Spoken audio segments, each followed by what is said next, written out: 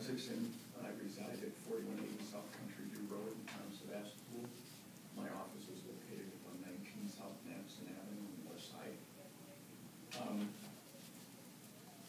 We had, at the last, the last meeting,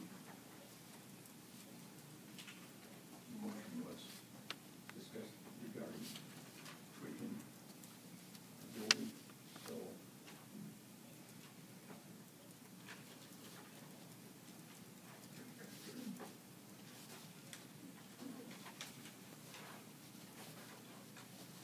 So based on that, based on the planning commission, based on a few other things, getting an interior decorator on board and a few other things, this is basically the revisions that have been made since we last talked. Would you read down that list of revisions, please? Yeah, I will. Yeah, I will, thank you. One, the building height was reduced by 1/4 as a result of the plan commission interest. I would just a quick comment that the original 5-foot height was predicated on the fact that there was a limited footprint, and if the city was requesting a certain amount of value, and the only way to achieve that value was with 5 feet, with 5 stories of height. The city, based on plan commission discussion, the city has agreed to reduce the value required, which allowed us to reduce it. There's further articulation to the bay and the parapet over the main entrance. Additional window sizes were added, if you look at it, compared to what was last presented. It's now a double step articulation, double height, additional windows, larger windows. Bays were added to the angled walls of the entry. If you look directly at the entry to both sides, where there were previously bare walls, there now are bays. On the water side, the windows were enlarged, as suggested by Van der Waal. The windows were enlarged using both horizontal and vertical mullions to create a bolder window profile. Now, rather than having a double window in each unit, basically on the water side, it pretty much be a wall glass. In trying to break up the facade, added an accent color at the upper floor line, bay floor line, deck floor line. And as was noted, the plan commission, the motion was to allow for some type of construction on the roof to allow the extension of a stairwell to allow for access to the roof and the observation area. So that's what we've done and added. I guess I could go through, it depends on what you want, but I know we talked about the gray palette, and that was acceptable. I have a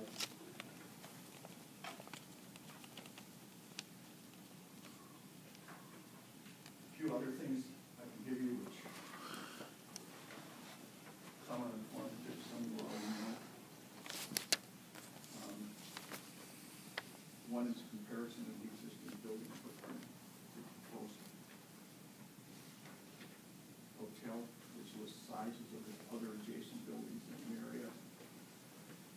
Summary of the buildings approved in the waterfront redevelopment area. And then information on all of the buildings regarding siding, roofing, colors, starting at Bridgeport, working all the way down to the DNR building.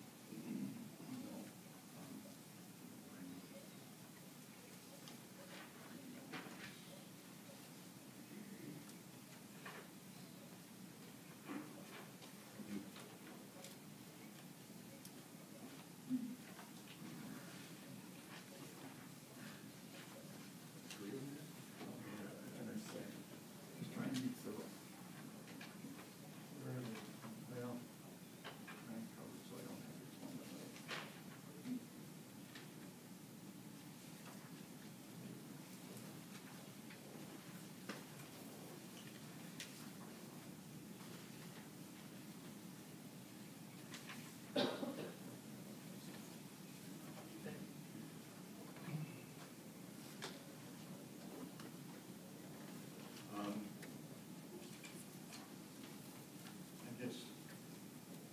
notice,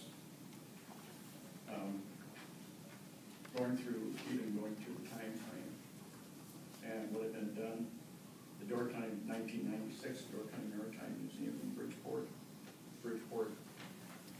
rather a resort style, residential style building, maritime museum, combination of a number of early American colonial type segments put together.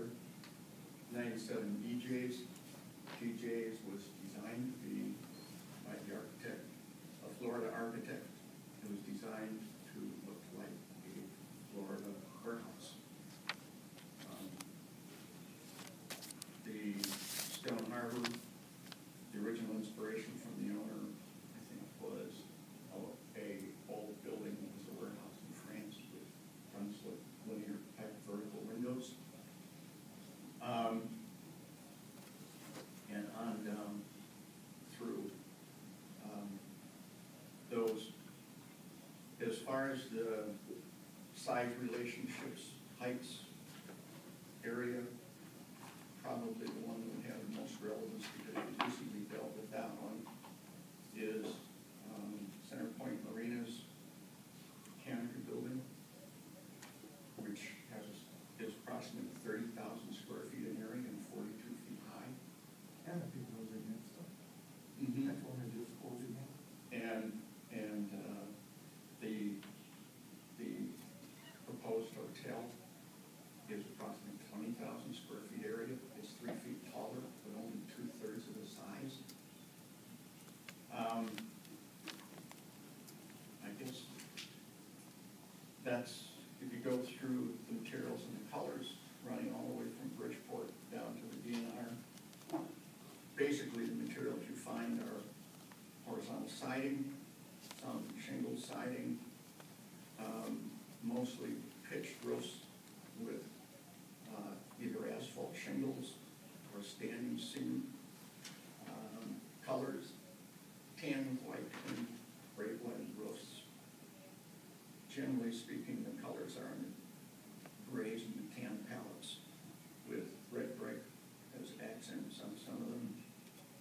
If you go down as far as the Cellcom building, which has an added element of the EFIS system, like the grayish system on the upper portion of the building. But otherwise, the color palette is in grays and tans, and the roof materials are standing seam and shingle. So what we chose was a gray palette.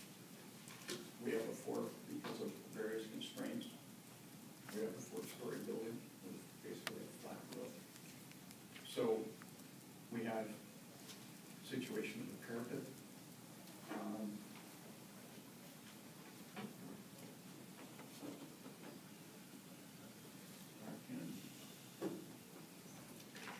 Yesterday I did a 3-hour walk and took some pictures around town of all of the various buildings to discover something that I already knew, but that most of the buildings in the downtown area, on 30 Avenue in particular, are flat roof buildings. They have parapets, and one thing I did find is that there is no style. The Church Bay has character. Church Bay doesn't have a style. I don't know if anybody's interested in looking at those, but they're both on the west side and the east side. At the time the waterfront redevelopment was started, and this committee was started, the buildings that are still there, that were there before, it consisted of 4. There's the DNR building, it was built in the 80s, the Harbor Master building, the bathroom building, and granary. And since then, added the Maritime Museum, Bridgeport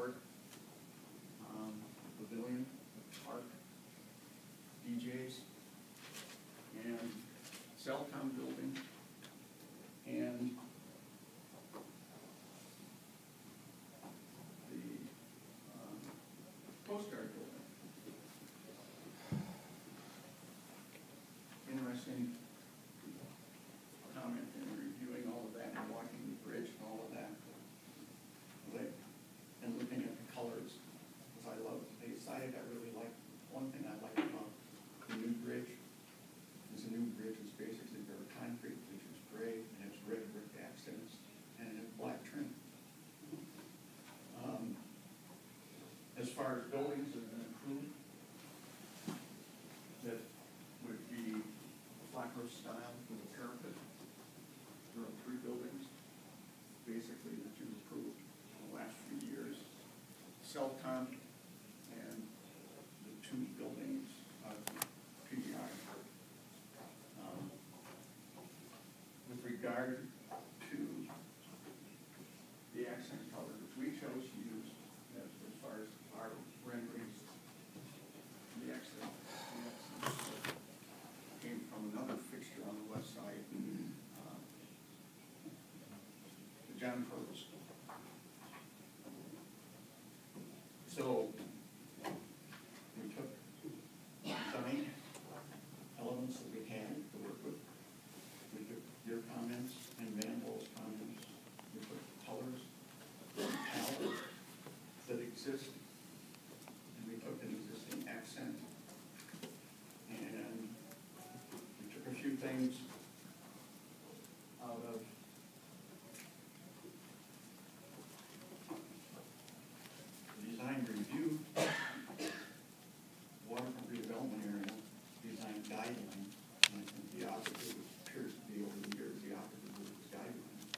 It's not a code, but it talks, a couple of things, when it talks about character, and it talks about the character of the waterfront, there's also one of incremental and individual development. It talks about orienting things towards the water. It talks about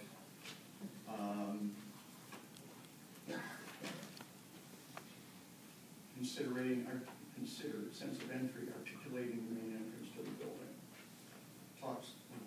Avoiding facade with no strong sense of entry. And the most interesting one, on imitations, says consider accurate restoration or visually compatible additions to existing buildings and for new construction. Consider contemporary architecture that well represents our own time and enhances the nature and the character of the district. Avoid replicating or imitating style, motifs, or details of what we're sure. I guess that's what I have to say. Just to clarify, Henry, I can't remember the different iterations myself right now. There are balconies on the corners of this building, on the water side. On both ends. On both ends, first through fourth, on the north end, so to Yes. speak, east end, whatever direction. The water. And then on the upper 3 floors on the other end, something towards the Celcom building, okay? Mhm. That's one thing. But only, and those aren't common balconies, they're balconies only for Those that are- room on the end, okay? Those are specific to the larger units. Yeah, right. That have kitchens and living Yeah, I spaces. just wanted to clarify that. Now, majority, there are only 14 units that have kitchens and living space. The remainder of them do not. Okay. On the list you have here of the materials, can you just kind of go through that in a little more detail? By that I mean, well, for instance, exterior walls, you've got on composite siding. I'm assuming that's 4 3/4 inch exposed lap siding. Yeah. That's maybe some LP boards. side, something with some probably, more than likely something with 30 or 20 inches, so we don't have to do with that. So, and the trim would be- like you have DIFS, what, maybe just explain. what Okay, these DIFS products are. exterior insulation finishing system, which would be what, if we, on the parapet, the detail on the parapet, either would be built out of the ethos of the exterior, styrofoam essentially. Would either be built out of that or it would be. Call it that. Because it's coated. Yeah, it's essentially styrofoam. It's kind of like. And it's a self-com, PJs, right? self-com PJs. I think it's PJ's building a great. Yeah. That's what that was. That type of thing, yeah. Python, which makes, fiberglass detailings, also makes a product like that, so it's lower the cost on that. But it's, because it's scale, it's rather large scale, so it probably be built with a wood backup and just. appearance, for all practical purposes, it would be a stucco. Yeah, it's a stucco detail. And the structure behind it, just basically your exterior and stuff like that. Windows appear to be black frame of some sort. At this point in time, They're fixed, none of them open, they're not, no, all fixed. And the ventilation. okay. You don't mind. Yeah. Railings, like Glass. most of them, but tempered glass. Glass. Roof, you're talking about either stainless steel metal roof. It'd be a metal roof on a pitched roof by the entry and then a rubber roof on the top with then elevated tile for the observation area. Can you tell where the observation is going to be? It's going to be on the north side. If you look on the floor plan, where the north stairway goes up, in other words, on the water side, the stairway closest to the water, tends to be to your left. You're looking at the plan, you're looking at the stairwell on the left, which is closest to the water. It would extend up, and the top of the stairs would be open under the roof, and then it would be tiled walkway with glass rails